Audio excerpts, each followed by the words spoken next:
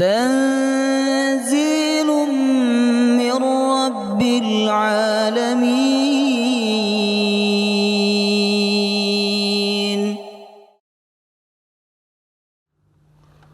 بسم الله الرحمن الرحيم.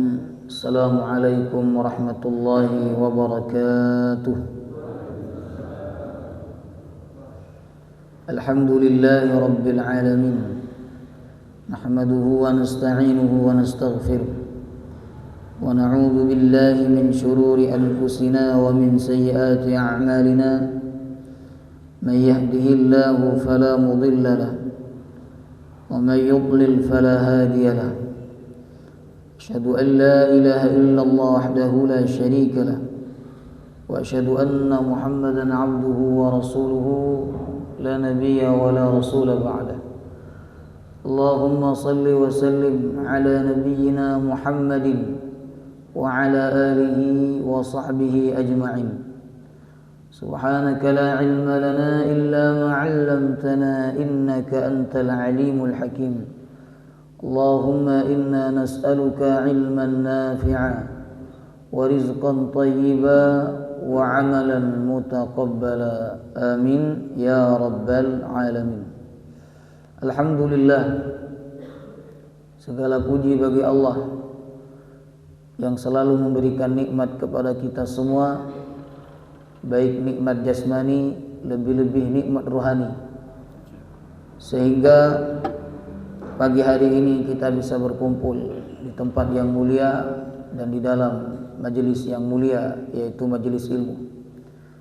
Kita berharap berkumpulnya kita, duduknya kita di dalam majelis ilmu menjadi sebab kemuliaan dan kebaikan kita di hadapan Allah Subhanahu wa taala. Amin ya rabbal alamin.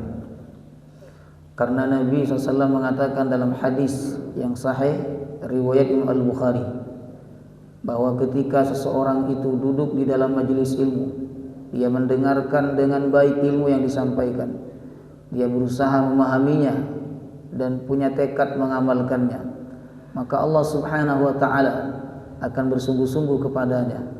Allah akan mendekat kepadanya. Hal ini sebagaimana disebutkan dalam hadis Imam Al-Bukhari rahimahullah taala. Dikatakan ketika Nabi sallallahu alaihi wasallam sedang berada di dalam majelis ilmu, Nabi sedang menyampaikan pesan-pesan kepada para sahabatnya. Tiba-tiba ada 3 orang masuk, Bapak Ibu.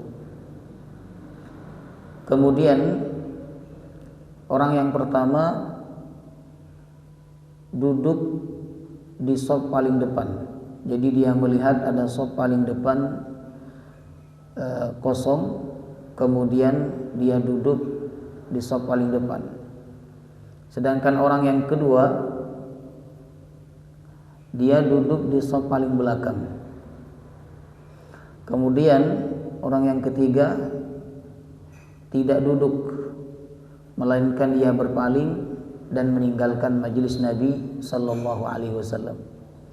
Setelah selesai majelis, Nabi sallallahu alaihi wasallam berkata kepada para sahabatnya, "Maukah aku beritahu kepada kalian tentang 3 orang tadi?" Orang yang pertama, kata Nabi, dia bersungguh-sungguh kepada Allah, maka Allah bersungguh-sungguh kepadanya. Dia bersungguh-sungguh karena ketika dia masuk dalam majelis ilmu, dia melihat di saf paling depan ada yang kosong, dia masuk ke situ. Dia bersungguh-sungguh, kata Nabi, maka Allah bersungguh-sungguh kepadanya. Dia mendekat, kata Nabi, maka Allah mendekatkan diri kepadanya. Ya. Bukan berarti yang paling belakang ini tidak sungguh-sungguh. Jemaah rahimakumullah. Ya. Kemudian kata Nabi, orang yang kedua dia malu kepada Allah, maka Allah malu kepadanya. Dia malu. Dia datang belakangan, maka dia ngambil duduk paling belakang, malu. Kalau dia ngambil duduk paling depan, maka Allah malu kepadanya, kata Nabi. Sedangkan orang yang ketiga berpaling, maka Allah berpaling darinya. Jadi salah satu yang membuat Allah berpaling dari kita, Bapak Ibu, yaitu ketika kita berpaling dari majelis ilmu. Maka setelah salat subuh kita menyempatkan diri untuk duduk di dalam majelis ilmu. Semoga ini pertanda Allah Subhanahu wa taala menginginkan kebaikan untuk kita semua. Dan ketika kita berpaling dari majelis ilmu, sudah jelas ada majelis ilmu di tengah-tengah kita, namun kita berpaling darinya, jamaah rahimakumullah, ini dikhawatirkan Allah berpaling dari orang tersebut. Allah berpaling dari orang tersebut, ya. Nah, maka jamaah rahimakumullah, semoga Allah Subhanahu wa taala selalu membimbing kita semua untuk hadir di dalam majelis ilmu dan mengamalkan ilmu yang sudah kita pelajari. Amin ya rabbal alamin. Baik, Bapak Ibu yang dirahmati oleh Allah, salah satu nikmat besar dalam kehidupan ini adalah nikmat rumah atau nikmat tempat tinggal. Dengan rumah kita bisa berteduh dari teriknya cahaya matahari. Dengan rumah kita bisa berteduh dari hujan. Dan di rumah kita bisa berkumpul dengan keluarga, dengan anak, dengan istri, dengan orang tua, dan dengan keluarga yang lainnya. Maka salah satu rahmat Allah Subhanahu wa taala kepada manusia yaitu adalah Allah menjadikan rumah tempat tinggal bagi manusia. Allah mengatakan dalam surah An-Nahl ayat 80, "Wallahu ja'ala lakum min buyutikum sakanan." Allah menjadikan bagi kalian min buyutikum, rumah-rumah kalian, sakanan, sebagai tempat tinggal dan sebagai tempat ketenangan. Maka bagi manusia secara umum tidak ada tempat yang paling menenangkan melebihi rumah. Tidak ada, Bapak Ibu. Berbeda dengan orang beriman. Orang beriman secara khusus tempat yang paling menenangkan dia adalah masjid. Orang beriman di masjid seperti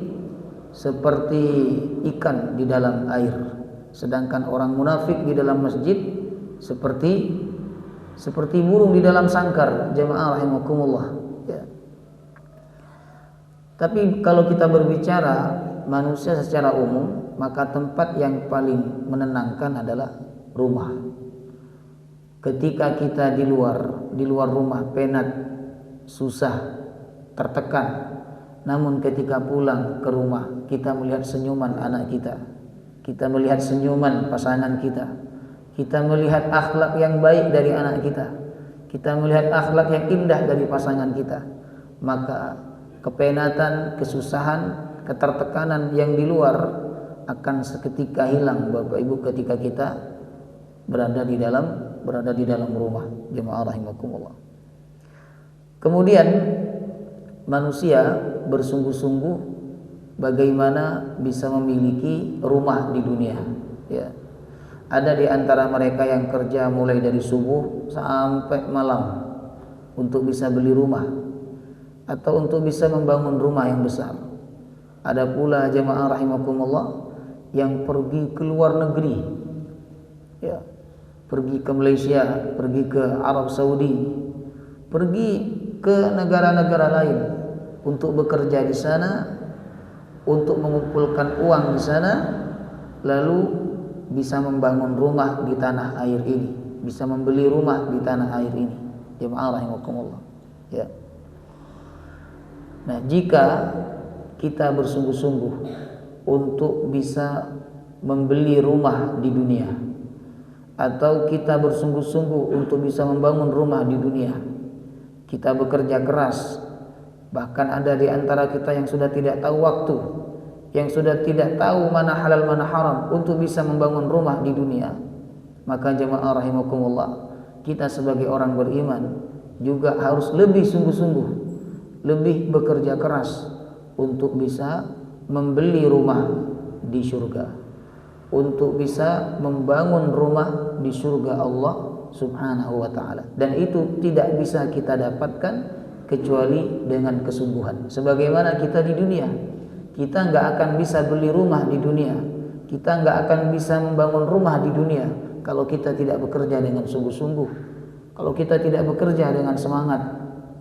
Begitu juga kita nggak akan bisa beli rumah di surga, kita nggak akan bisa membangun rumah di surganya Allah Subhanahu wa Ta'ala kalau kita tidak bekerja sungguh-sungguh untuk mendapatkannya. Nabi mengatakan, ala inna sil'atallahi ghaliyah, ala inna sil'atallahi al-jannah. Ketahuilah, sesungguhnya barang dagangan Allah itu mahal, dan barang dagangan Allah adalah surga, Bapak Ibu. Hanya orang-orang tertentu dan hanya orang-orang berkelas saja yang bisa beli barang mahal. Kena badan? Ya. Kalau ada sepatu mahal, harganya 20 juta. Itu yang menjual orang berkelas. Gak mungkin orang yang dananya sedikit, orang yang uangnya sedikit menjual sepatu harga puluhan juta. Jemaah rahimakumullah. Yang menjual berkelas, kemudian yang masuk ke toko dia dan membeli barang dagangan dia juga orang-orang yang berkelas. Dalam sehari itu bisa dihitung jari berapa orang yang masuk, karena harganya memuahal. Jemaah rahimakumullah. Ya. Tapi barang-barang yang murah, banyak sekali orang yang bisa menjualnya dan banyak sekali orang yang bisa membelinya. Surga, barang dagangan Allah yang mahal, Bapak Ibu.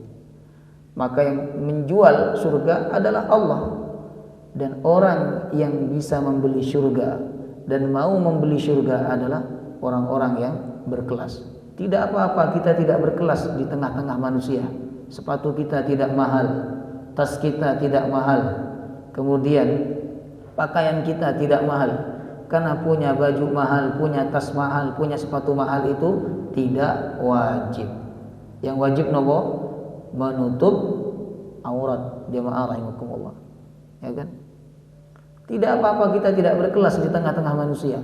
Yang penting kita berkelas di hadapan Allah Subhanahu wa Ta'ala. Apa gunanya berkelas di tengah-tengah manusia?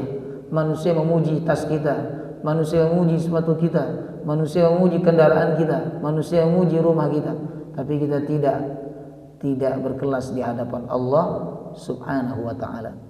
Maka jemaah rahimakumullah, untuk meraih rumah di surga, untuk membangun properti di surga, dibutuhkan kerja keras, dibutuhkan kesungguhan yang tinggi, ya, dan dibutuhkan niat yang kuat untuk bisa mendapatkannya.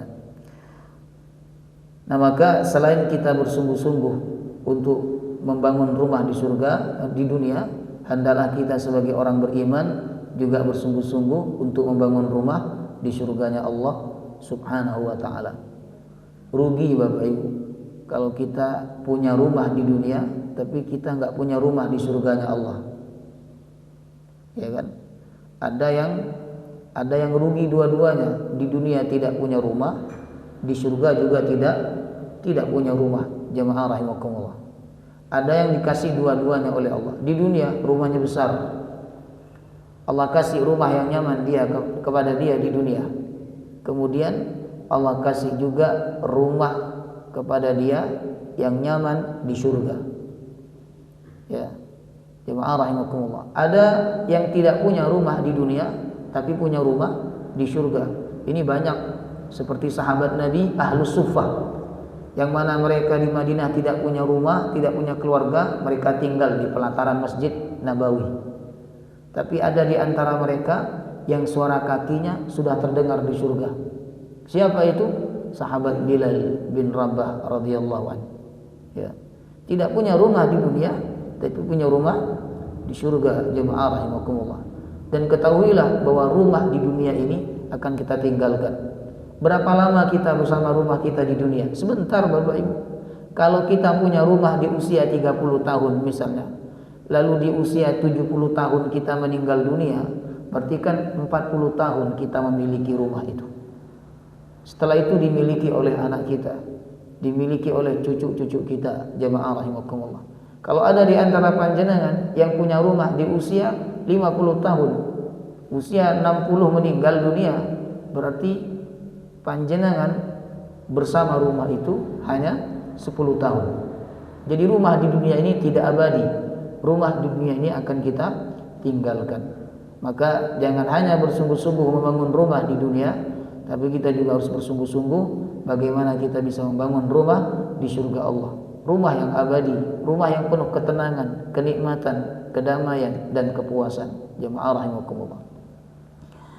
Nah, bagaimana agar kita menjadi hamba yang dibangunkan rumah di surga oleh Allah Subhanahu wa taala? Kita perlu memahami beberapa hadis Nabi dan mengamalkannya, yang mana dalam hadis-hadis ini Nabi sallallahu alaihi wasallam menyebutkan amalan-amalan yang mengantarkan kita mendapatkan rumah di surga, Bapak Ibu. Baik. Hadis yang pertama, bahwa orang yang dibangunkan rumah di surga adalah orang yang rutin melaksanakan sholat sunnah rawatib 12 rakaat. Apa? Rutin melaksanakan sholat sunnah rawatib 12 rakaat. Nabi mengatakan dalam hadis riwayat Muslim, "Man shalla fi yawmin wa lailatin 12 rak'atan tatawwu'an ghaira fariidhah banallahu lahu baitan fil jannah." Siapa yang salat dalam sehari semalam 12 rakaat selain salat wajib, berarti yang dimaksud salat sunnah, banallahu lahu baitan fil jannah, Allah bangunkan untuknya rumah di surga. Jemaah rahimakumullah. Nah, yang dimaksud salat 12 rakaat dalam hadis ini, kata ulama, adalah salat sunnah rawatib. Apa saja salat sunnah rawatib 12 rakaat itu? Jumhur ulama mengatakan, pertama, arba'ah rakaah qabla zuhur, 4 rakaat sebelum zuhur. Berapa itu? 4, ya kan? Kemudian raka'ataini ba'daha, 2 rakaat setelah salat zuhur, 6. Kemudian raka'atani ba'dal maghrib, 2 rakaat setelah maghrib. Kemudian raka'atani ba'dal isya, 2 rakaat setelah salat isya. Kemudian yang terakhir raka'atani qablal fajr, 2 rakaat sebelum salat subuh. Berapa semua itu? 12. Jemaah rahimakumullah. 12 kalau kita rutinkan akan mengantarkan kita mendapatkan rumah di surga, Bapak Ibu. Ya. Subhanallah, mudah bagi umat ini untuk bisa membangun rumah di surga. Ya kan?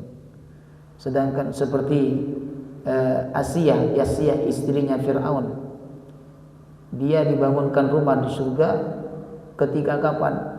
Ketika dia sabar atas perilaku suaminya, ketika dia sabar atas kezaliman suaminya, dan ketika dia tetap mempertahankan keimanan di tengah-tengah suaminya yang ingkar kepada Allah Subhanahu wa taala.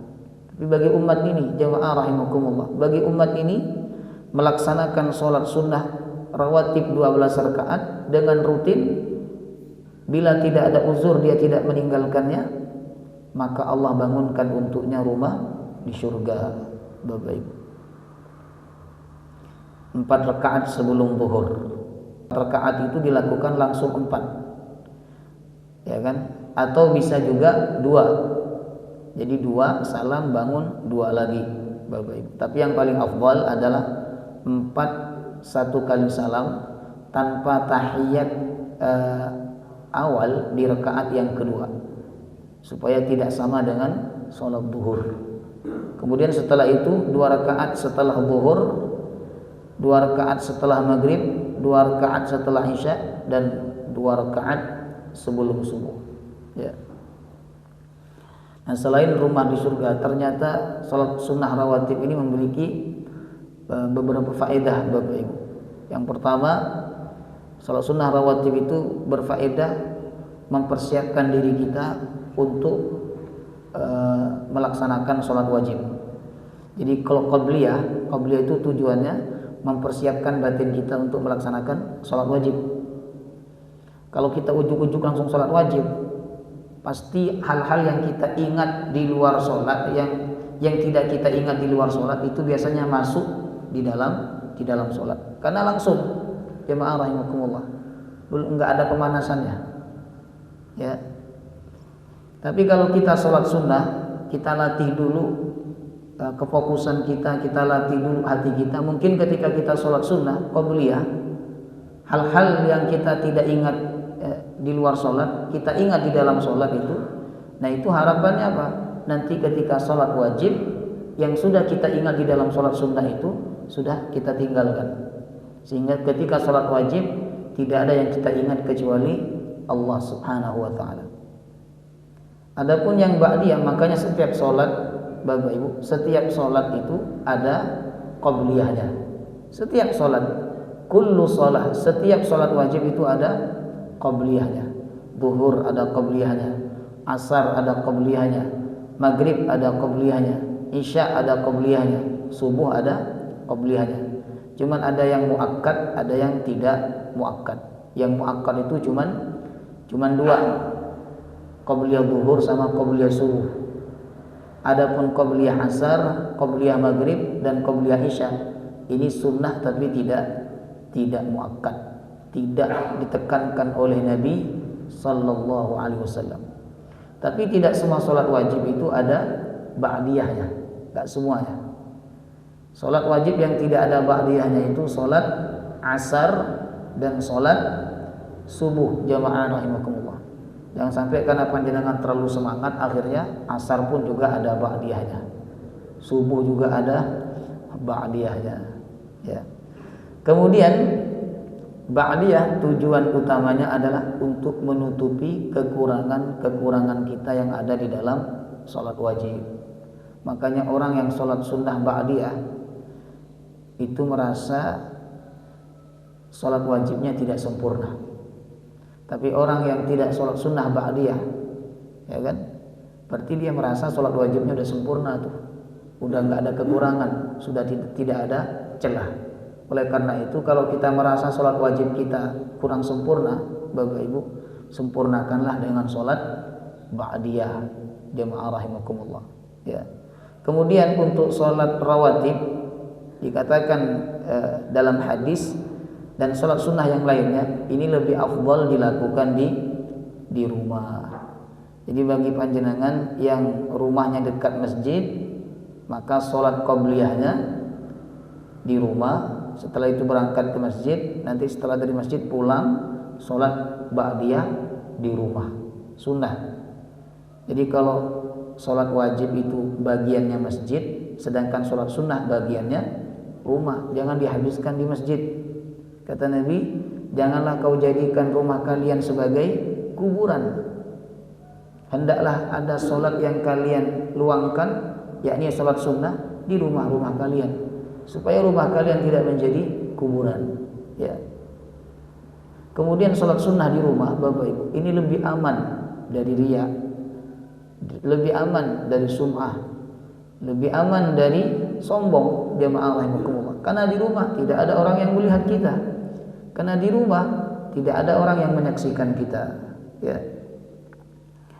Kemudian Bapak Ibu, yang kedua, amalan yang mengantarkan kita mendapatkan rumah di surga adalah binaul masjid, membangun masjid. Ini disebutkan dalam hadis riwayat Imam Ibnu Majah. Nabi mengatakan, man bana masjidan lillah kama hasiqatin aw asghar banallahu lahu baitan fil jannah. Siapa yang membangun masjid karena Allah, ingat, karena Allah, bangun masjid karena Allah, bukan karena bermegah-megahan, bukan karena bersaing, ya, tapi membangun masjid karena Allah. Karena sekarang Bapak Ibu ada sebagian orang yang bersemangat untuk membangun masjid bukan karena Allah, tapi karena ingin bersaing dengan masjid sebelah. Oh, masjid sebelah itu sudah bagus, sudah mentereng, sudah mewah. Masa kita udah lama mendirikan masjid ini belum mewah, kemudian tidak mentereng? Padahal itu masjid baru, sedangkan kita udah masjid lama nih. Akhirnya dibangun masjidnya lebih besar dibandingkan masjid sebelah. Masjid sebelah 2 lantai, dia bangun 3 lantai, Bapak Ibu. Ya, ini membangun masjid karena kepentingan pribadi, karena kepentingan kelompok, bukan karena Allah Subhanahu wa taala. Maka yang seperti ini bukanlah masjid yang diridhai oleh Allah. Ingat, Allah itu tidak butuh disembah dengan kemewahan masjid. Allah tidak butuh disembah dengan karpet yang lembut. Di zaman Nabi masjid itu sangat sederhana, lantainya masih lantai tanah. Apa sahabat tidak mampu membangun masjid yang mewah? Tentu mampu. Tapi Nabi minta masjid itu sederhana, jemaah rahimakumullah. Ya kan? Kalau hujan airnya masih masuk, kemudian kalau panasnya masih masuk, Bapak Ibu. Tetapi masjid itu Nabi mengatakan raudhatun min riyadil jannah, taman dari taman surga, jemaah rahimakumullah. Ya. Ada juga orang membangun masjid itu karena kepentingan kelompok-kelompok tertentu, ya kan? Sehingga kelompok lain tidak boleh masuk ke dalam masjid itu. Ini membangun masjid bukan karena Allah, ya. Makanya kalau kita udah masuk masjid, Bapak Ibu, itu udah nggak ada lagi Muhammadiyah, udah nggak ada lagi NU, udah nggak ada lagi Salafi, udah nggak ada lagi namanya Persis. Kalau kita masuk masjid, semuanya tamu Allah. Masjid ini milik siapa? Milik Allah. Wa annal masajida lillah. Sesungguhnya masjid-masjid itu milik Allah, bukan milik organisasi. Ya. Jadi tidak boleh masjid ini disandarkan kepada organisasi tertentu. Misalnya di depan ditulis masjid ini milik Muhammadiyah, nggak boleh itu. Atau masjid ini milik NU, masjid ini milik Persis, macam-macam, ya kan? Masjid ini milik Allah. Kenapa kita membangun masjid ini? Karena Allah, maka masjid ini milik Allah. Nah, ketika kita membangun masjid karena Allah, walaupun masjidnya kecil, kata Nabi, seperti sangkarnya burung. Masjidnya kecil seperti sangkarnya burung, atau lebih kecil daripada itu, banallahu lahu baitan fil jannah, maka Allah membangunkan untuknya rumah di surga. Walaupun yang kita sumbangkan, Bapak Ibu, kecil, 1 bata atau 1 sak semen, jemaah rahimakumullah, tapi kita menyumbangnya karena Allah, bukan karena ingin dipuji oleh manusia, tapi karena Allah. Allah bangunkan untuk kita rumah di surga, ya. Makanya sumbangan untuk masjid diusahakan pakai nama inisial. Nama inisialnya apa? Hamba Allah. Nyumbang 10 juta, tulis hamba Allah, gak usah sebut nama. Tapi kita nggak boleh juga, itu hamba Allah tadi yang 10 juta saya itu. Ya. Masjid itu, Bapak Ibu, kalau dibangun karena Allah, dibangun dengan dana yang betul-betul halal, maka masjid itu akan mendatangkan keberkahan dan kehusyuan pada jemaahnya. Lihatlah, masjid, panjenengan pasti akan bisa merasakan masjid yang membawa pengaruh khusyuk kepada kita ketika sholat, dan masjid ketika kita sholat ke dalamnya, walaupun masjidnya mewah, tapi susah banget kita untuk dapat kehusyuan, jemaah rahimakumullah. Dan saya merasakan sendiri, Bapak Ibu. Tapi kita tidak boleh suuzon. Tidak boleh suuzon, jemaah rahimakumullah. Saya ngisi di berbagai macam masjid, dan saya, jemaah rahimakumullah, merasakan pengaruh yang berbeda antara masjid satu dengan masjid yang lain. Kadang ada masjid kecil, Bapak Ibu, sederhana masjidnya, tapi pengaruh khusyuknya mungkin karena keikhlasan yang membangun, Dan yang kedua, dana yang digunakan untuk membangun itu betul-betul halal, jemaah rahimakumullah. Ya kan? Terkadang ada masjid mewah, jemaah rahimakumullah. Ornamennya mewah, interiornya mewah, eksteriornya mewah, Bapak Ibu. Karpetnya lembutnya minta ampun. Sehingga ketika sujud pengen tidak bangun dari sujud, bukan karena mendekatkan diri kepada Allah, tapi karena nyaman. Jemaah rahimakumullah, dengan karpetnya. Tapi susah sekali untuk mendapatkan pengaruh khusyuk. Jemaah rahimakumullah. Jadi masjid itu harus dibangun karena Allah, karena Allah, maka masjid itu dibangun dengan dana yang diridhoi oleh Allah SWT. Adapun dana-dana yang syubhat, dana yang tidak jelas, apalagi dana itu dari, mohon maaf, dari bank, Bapak Ibu, itu syubhat. Syubhat, kalau panjenengan nggak mau bilang haram, paling tidak dana bank itu syubhat. Kita nggak tahu halal haramnya. Jemaah rahimakumullah. Orang beriman menjauhi perkara yang syubhat. Nah, bila kita membangun masjid karena Allah, Allah bangunkan untuk kita rumah di surga. Kemudian yang ketiga, Bapak Ibu, disebutkan dalam hadis riwayat Imam At-Tabrani bahwa amalan yang dapat mengantarkan kita ke surga adalah tanziful masjid, membersihkan masjid. Ya. Berarti ini marbotnya masjid. Kalau dia ikhlas karena Allah, marbot masjid itu yang dipandang remeh oleh banyak orang, dipandang miskin oleh banyak orang, tapi dia punya rumah di surga, Bapak Ibu. Ini disebutkan dalam hadis yang sahih riwayat Imam At-Tabrani. Ada seorang wanita berkulit hitam namanya Ummu Mahjan. Di zaman Nabi itu suka merapikan masjidnya Nabi, suka membersihkan masjidnya Nabi. Ya kan?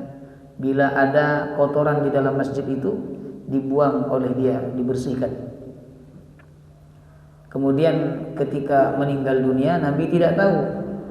Nabi baru tahu ketika Nabi lewat makam, kemudian ada kuburan yang baru. Ditanya oleh Nabi, ini kuburan siapa? Kata sahabat, ini kuburan Ummu Mahjan. Kenapa kalian tidak beritahu kepadaku tentang wafatnya?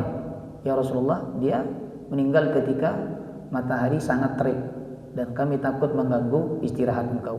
Jadi seakan-akan sahabat punya pikiran, oh nggak perlulah dikasih tahu ke Nabi, wong ini orang biasa, berkulit hitam dan terusnya. Pokoknya nggak perlu dikasih tahu kepada Nabi. Tapi justru Nabi SAW menegur sahabatnya.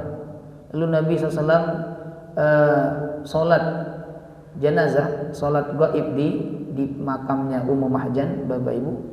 Lalu kemudian Nabi mengatakan, sungguh Allah telah membangunkan rumah untuk sahibul qabr, untuk orang yang ada di dalam kubur ini, sebab dia membersihkan masjid. Nah, jemaah rahimakumullah, bila kita melihat kotoran di masjid, jangan panggil marbot, tapi bersihkan sendiri. Mungkin dengan amalan itu kita dapat rumah di surga, Bapak Ibu. Termasuk juga ibu-ibu. Kalau lihat mukena kotor di masjid, udah lama nggak dicuci di masjid mukenanya, bawa ke rumah, cuci, tapi dikembalikan. Tidak dicuci, nggak dikembalikan, dikembalikan. Termasuk juga sajadah, ya kan? Nah, kemudian karpet, pencucian karpet, ya kan? Bilang kata biar untuk pencucian karpet saya tanggung biayanya. Enggak usah pakai uang kas masjid, saya tanggung biayanya. Nah, mungkin dengan itu kita termasuk orang yang membersihkan masjid, ya kan? Dan kita dapat rumah di surga, jemaah rahimakumullah. Karena masjid ini rumah Allah. Kalau ada orang membersihkan rumah panjenengan, panjenengan senang enggak? Hah? Senang enggak kalau ada orang membersihkan rumah panjenengan? Yang penting enggak minta duit, kita senang, Bapak Ibu. Ya kan?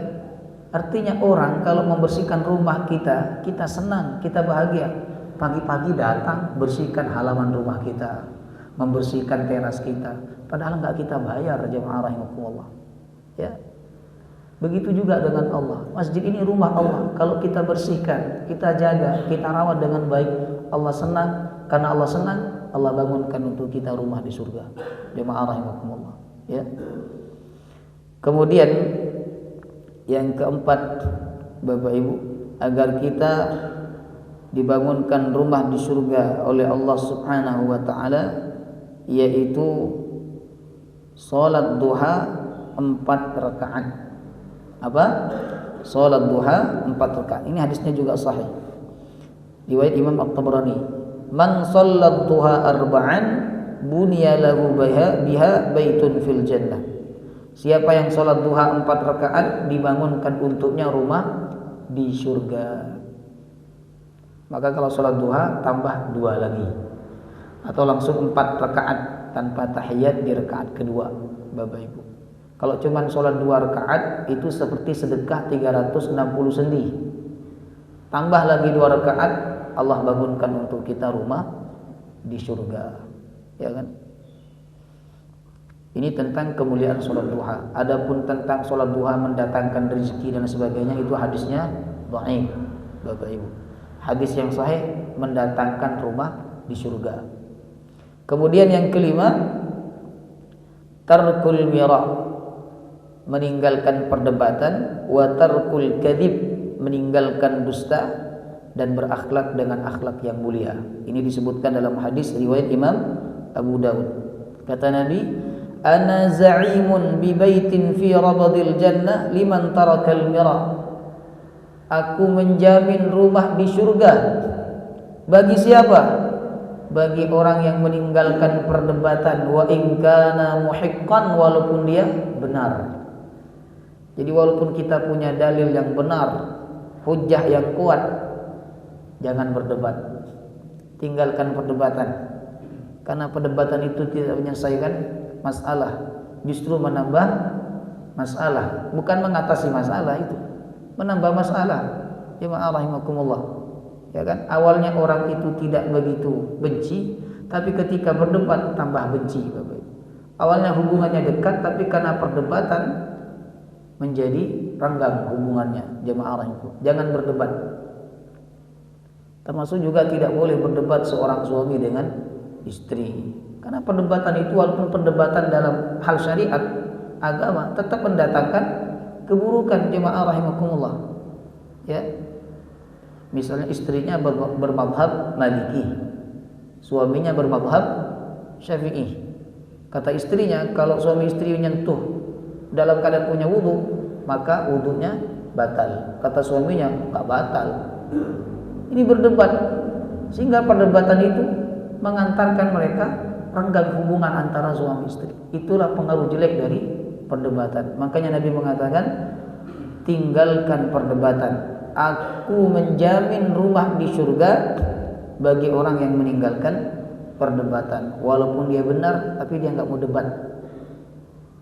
Enggak mau debat, jemaah, kecuali debat dengan non muslim.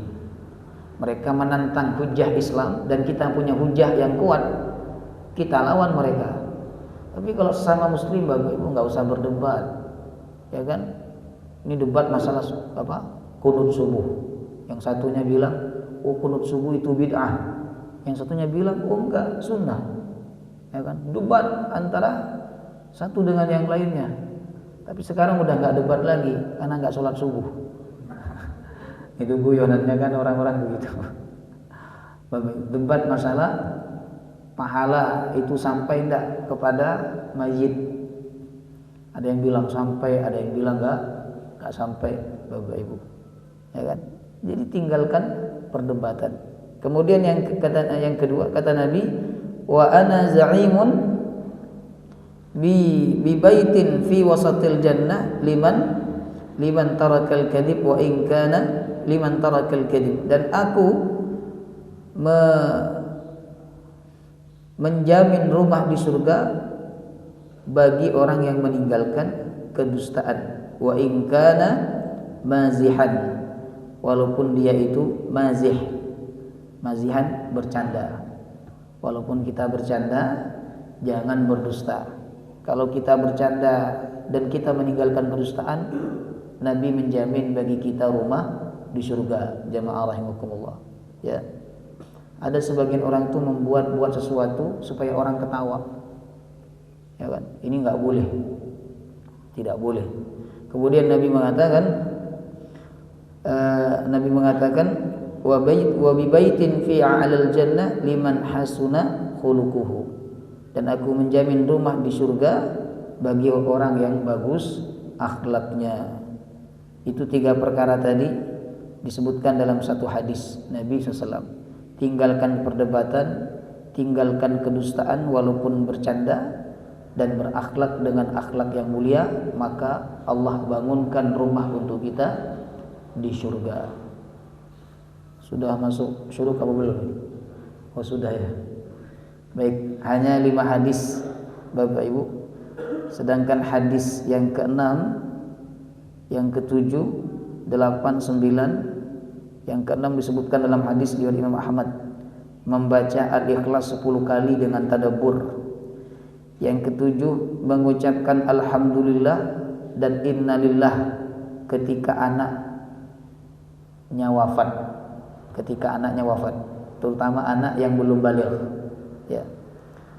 Kemudian yang ke-8 menutup celah dalam saf salat.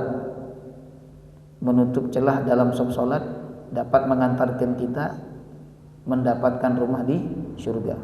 Yang ke-9 al-jihadu fi sabilillah, berjihad di jalan Allah Subhanahu wa taala. Semoga 9 perkara ini dapat kita amalkan dalam kehidupan kita sehari-hari, sehingga Allah bangunkan untuk kita rumah yang indah, rumah yang luas, rumah yang penuh dengan kenikmatan di surganya. Amin ya rabbal alamin. Ada pertanyaan? Nah, silakan.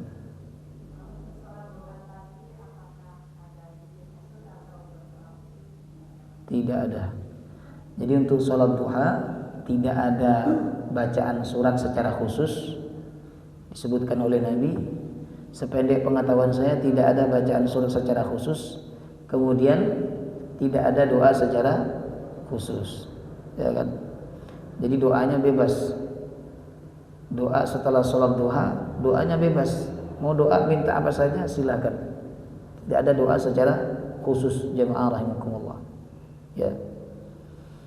Hanya salat-salat tertentu saja yang ada surat secara khusus. Seperti salat subuh di hari Jumat, ya kan? Surah As-Sajdah dan surah Al-Insan, As-Sajdah dan Al-Insan. Tapi itu harus dibaca full. Kalau dibaca setengah nggak dapat kesunahannya.